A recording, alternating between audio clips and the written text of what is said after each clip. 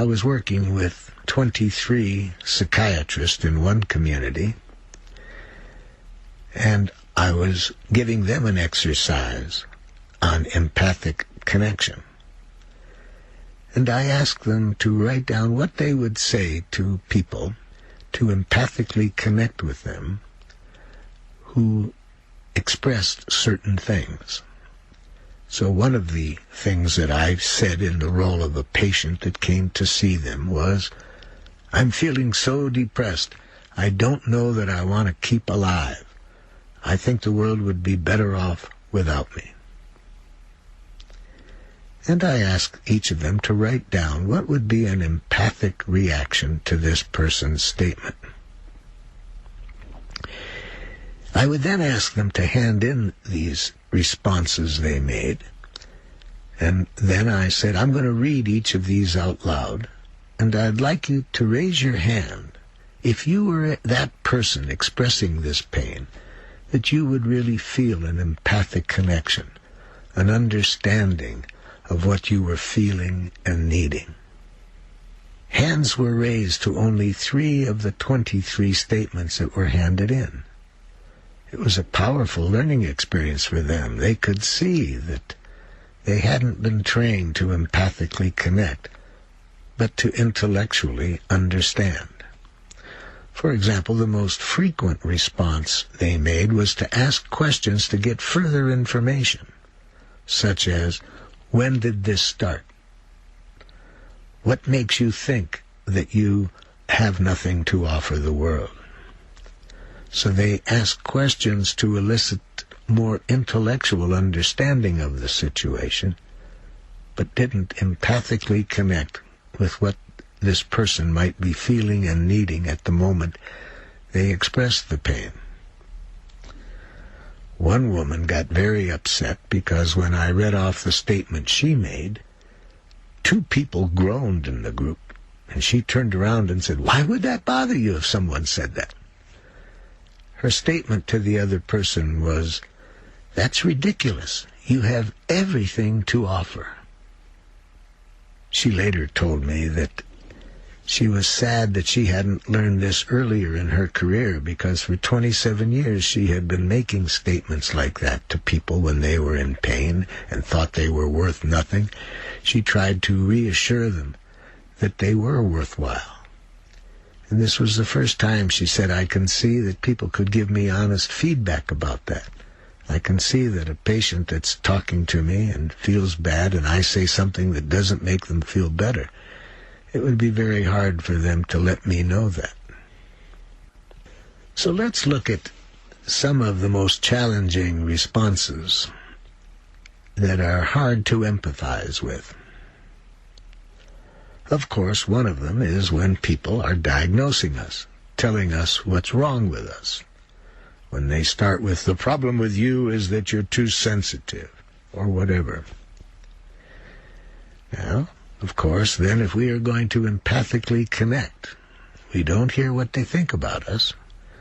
We go to what they might be feeling and needing behind it.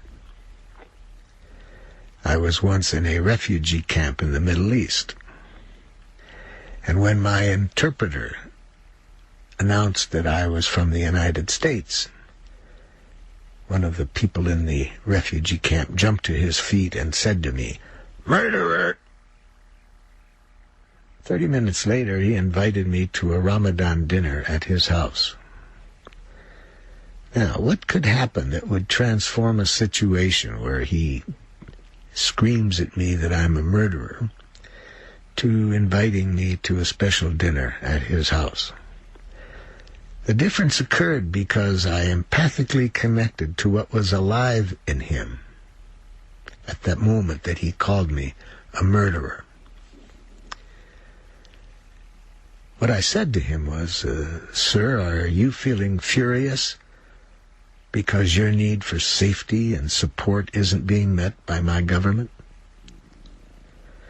Now, I didn't know whether that was right or not, whether that's what was alive in him, but from the tone of voice and from some other things that I knew were going on at that moment, I guessed that that was what he might be feeling and needing.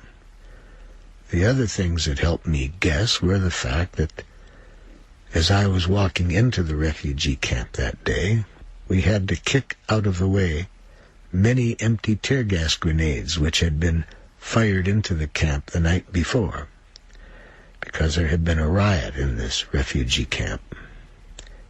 And sadly, on the side of each of these empty tear gas grenades was written, "Made in USA." So now here's a man hearing that I'm from the United States, immediately calls me murderer.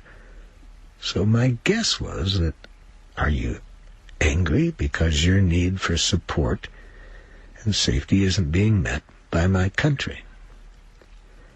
Now, I could have been wrong, but if I was wrong, it focuses on his feelings and needs and will help him to get clear about it. But even more than that, as I've said, it shows that I value what's alive in him. When people trust that you value what's alive in them, what they're feeling and needing at a given moment, that takes more precedence for you than whether what they're saying is right or wrong. This has a big impact on the relationship.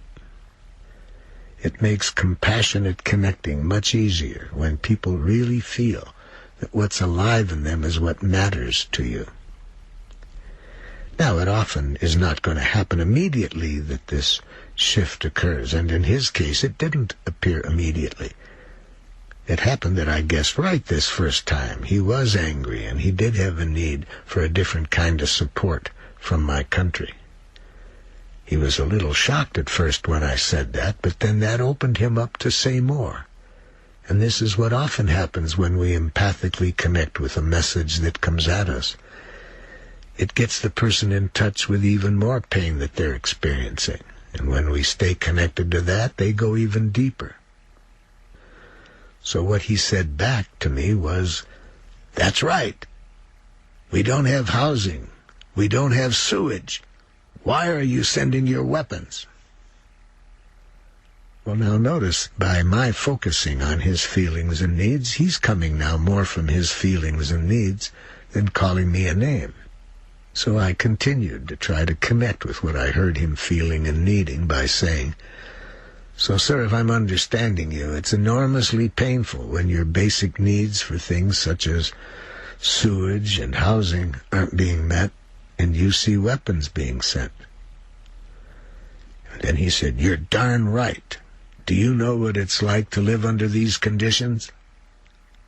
And I stayed with his present feelings and needs by saying, "So, sir, if I'm hearing you correctly, it's very, very painful, and you really need some understanding for what it's like to live under these conditions."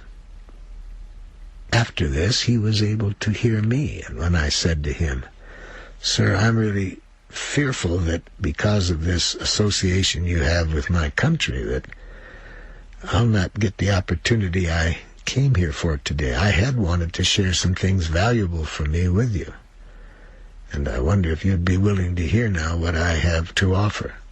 And at that point he was.